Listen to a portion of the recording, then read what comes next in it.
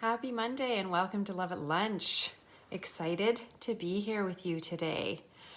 I posted earlier today that we are like Velcro when it comes to painful experiences and like Teflon when it comes to happy experiences. And so one of the things that we want to do is we want to prime our brain to be more accepting and to adhere more to points of joy. So I am launching a book called Finding Your Joy Spot in the beginning of July. And I became fascinated, aka mildly obsessed with joy, a number of years ago when I started to work with clients and see that as they started to get closer to their truth and started to move with action steps that were in line with integrity and what they wanted to create in their life, the byproduct was joy. I was as surprised as anyone. And what we know now from neurobiology is that joy is one of the key components to a resilient brain. So if we want a brain that can bounce and can move through adversity with greater ease and be less like Velcro and more like Teflon, we need to ensure that we are building a brain that has greater access to joy.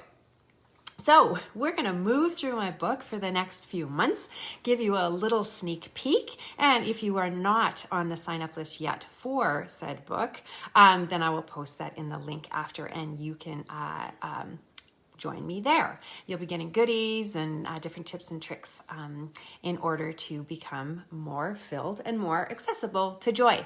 So today we're going to talk about priming the brain. Last week I painted my bathroom cabinets and everybody's like, hey, how did you do that? The first and most important part was really high quality primer, and your brain is no different. And so if we just decide, hey, I'm going to choose to be more joyful, we need to make the brain a place that is primed. It's stickier and more adherent, like good Velcro, for those joyful experiences. So we're going to use a tool that helps to prime our brain to be more aware of joy and to be able to keep those joyful moments lasting for longer. The whole idea is we want a sticky brain for positive experiences, and we want some of those negative experiences as we change the neuroplasticity, that means the pliability of your brain, so that it doesn't hold on to the tough things for as long. Now, biologically, we were meant to understand if things are dangerous or if they're safe. So there was nothing wrong with that when saber-toothed tigers were outside our door ready to get us.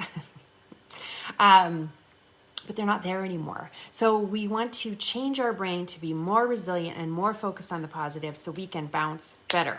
So some ways that we can prime the brain is in an acronym called HEAL. So I will be talking about it here, but you can also access that if you get my blog on a weekly basis, which I will also post a link to if you're not already there. And so we're looking at creating that Velcro brain for joyful moments. So it is the acronym HEAL. And the very first thing is to notice that you're having a positive experience. So we need to be aware. Number one, if we're going to change things up, we need to create awareness. So understanding and being aware of where you experience joy or something positive. So number one is to have a positive experience and to be aware of that. And it can be very, very small in order to start to change your brain. So it might be sunshine on your face. It might be, for me, savoring coffee, my friends. There is hardly anything greater, but really sink into that feeling. So give yourself permission to have it be a small moment, but you want to just kind of step into it and realizing, oh, this feels lovely to me. So this is your joy spot. This is how you're going to find it. Then, so that's the H, have a positive experience. If you're not having a positive experience, do something to create something. Realize what you do like and have that positive experience. Then the next part, the E, is enjoy the experience and elongate it. So it's enjoy and elongate it for about 30 seconds to 2 minutes. So if you are outside and the sun is on your face, then really enjoy it and elongate it. What does it feel like? Engage your other senses. What's it doing for your body? Is it relaxing things? So 30 seconds to 2 minutes, because we're trying to build kind of like a muscle in our brain. And if we do 1 push-up or we do 20 push-ups, we have a better chance. 20 push-ups is going to build a muscle better. So 30 seconds to 2 minutes, I call this the art of savoring, works awesome. So then A, absorb the experience by consciously giving it positive affirmations. So again, your brain cannot tell if somebody is talking to your brain from an outside source. So your friend is like, oh my goodness, do you feel the sun in your face? Doesn't the sun feel amazing? Feel what it feels on your skin. It feels so warm and lovely, and your brain can't tell. So if you are speaking internally to yourself thinking, oh, feel the sun. Oh, I feel relaxed when I stand in the sun. So if you affirm it, it may sound weird, but if you want to prime your brain for more joy, here's the way to access it. And then the last piece is link the positive experience. So link is the L, with positive changes in your brain. So consciously remind yourself of the positive benefits of this experience. Now you might say, Leona, drinking a lot of coffee is not a positive experience. However, it has been associated with reducing depression for women who drink 3 to 4 cups a day. Just saying.